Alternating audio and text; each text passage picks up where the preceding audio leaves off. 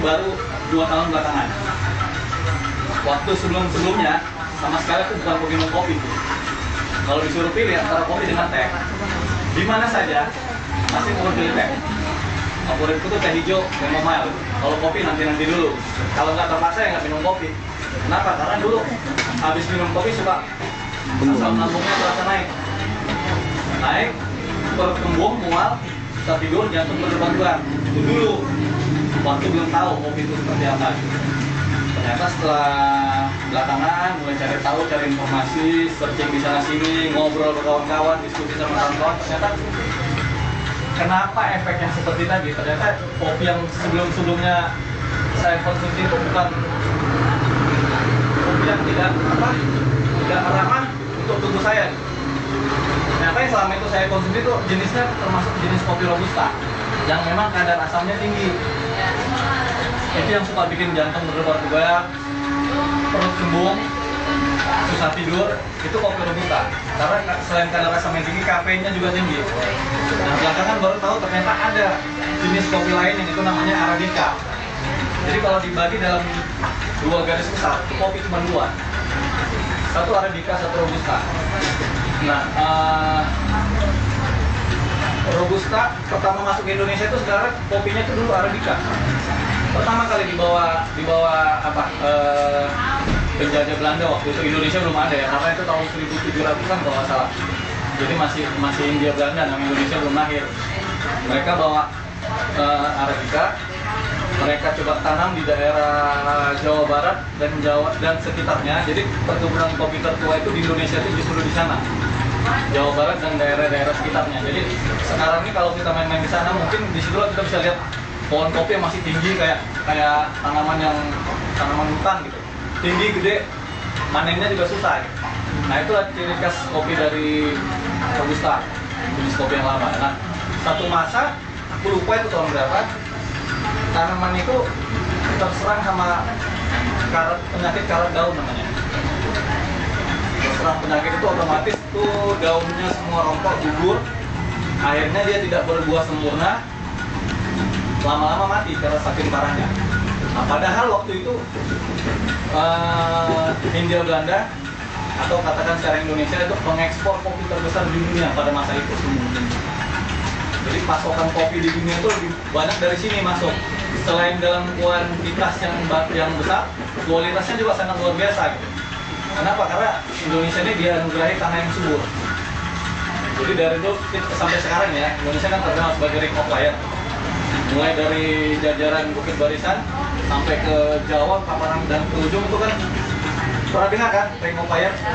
Itu yang jalur cincin api, di mana itu banyak ada gunung-gunung berapi, volcano seperti sekarang di Sinabung. Nah, ternyata dari dulu itu sudah banyak memang di Indonesia. Itu yang dulu meletus, memuntahkan lava, lahar, itu yang membuat jadi tanah kita itu subur. Justru itulah yang salah satu yang memperkaya dan membentuk karakter kopi Indonesia. Jadi berbeda dengan kopi-kopi yang ada di luar. Padahal bibit pertama yang dibawa ke Indonesia itu asalnya dari luar, bukan di Indonesia nggak ada kopi. Belanda membawa dari luar, kalau nggak salah itu dulu dari daerah Amerika Latin, Amerika Selatan, bawa kemari, dia kembangkan di sini, ternyata tumbuh subur dan hasil panennya juga sangat luar biasa. Nah, waktu itu makanya Indonesia sempat jadi pengekspor kopi terbesar dengan kualitas terbaik di dunia. Nah, waktu terserang karat daun, otomatis produksi kan turun sampai jatuh sampai ke titik nadir lah, sampai stop beberapa lama tidak produksi lagi kopi. Sampai akhirnya beberapa tahun kemudian Belanda membawa varietas baru, itu namanya Arabica, dan coba ditanam di Indonesia. Di daerah-daerah yang tadinya ditanam robusta coba ditanam Arabica. Ternyata bagus tumbuhnya. Kelebihannya begini, Arabica bisa ditanam di ketinggian di bawah robusta. Kalau robusta di atas 1200 mdpl, meter di atas permukaan laut, si Arabica bisa di 1000. Jadi artinya petani tidak perlu lagi sampai naik ke atas gunung yang tinggi untuk menanam kopi. Jadi daerah-daerah kita yang memang dataran tinggi seperti Brastagi, sebagian Sidamanik, di sebagian Jawa Barat itu kan udah tinggi tuh, rata-rata di atas 800, di atas 1000. Nah, ternyata kopi di situ tumbuh subur. Nah sejak itu beralihlah tren dari penanaman kopi robusta menjadi arabica. Mulailah pada masa itu berganti, mulai tanam lagi arabica sampai waktunya panen ternyata hasilnya bagus. Mulailah dikenalkan kopi arabica dari Hindia Belanda waktu itu. Itulah yang sampai hari ini yang akan kita konsumsi nanti. Cuma kan awal itu pertama kan dari daerah Jawa Barat, baru kemudian dibawa sama Belanda, coba ditanam di Sumatera Utara. Masuk di daerah kita itu pertama kali ditanam tuh di daerah pinggiran Danau Toba.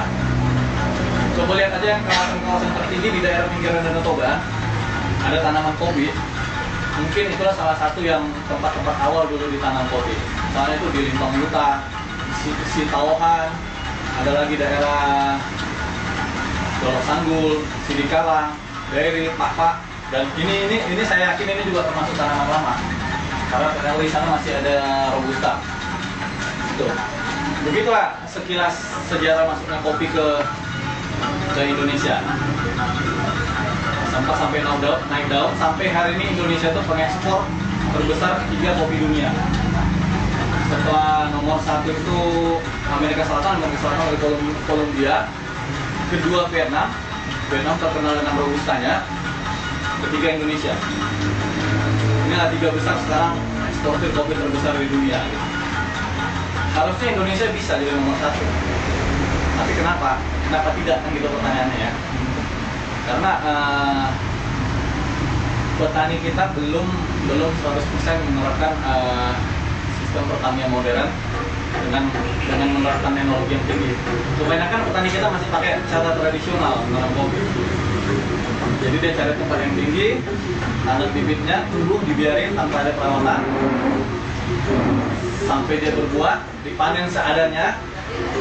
Jadi hasilnya ya begitu-begitu aja lah.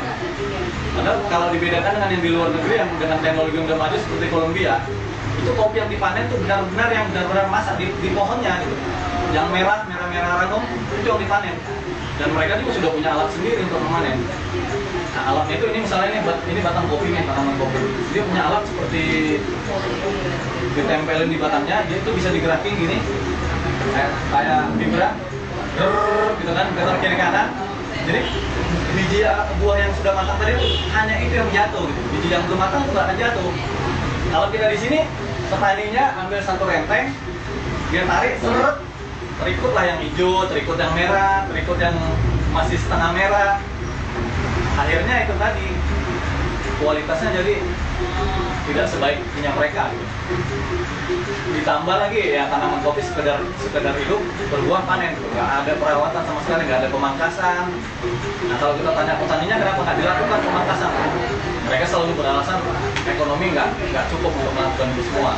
Karena itu membutuhkan perawatan gunting, butuh tangga yang tinggi, butuh tempat penampungan kopinya waktu dipanen gitu kan. Sementara mereka juga ya tahu sendiri lah kita petani kita gimana kondisi kehidupannya. Syukur-syukur masih bisa panen gitu. Karena seringkali petani kita waktu baru tanam kehabisan uang, datang lintah darat, dipinjamkan, udah pakai aja Pak, nanti dibalikin kalau udah mau panen gitu kan. Oke, sebulan sebelum panen uangnya habis lagi nih, datang lagi si lintah darat, pakai lagi nih Pak, nggak apa-apa. Nanti kita hitung-hitung gitu. Sampai di hari panen, uang yang harusnya dia terima udah habis tuh bayar utang. Jadi bisa dibayangin lah, itulah kondisi petani kita sekarang.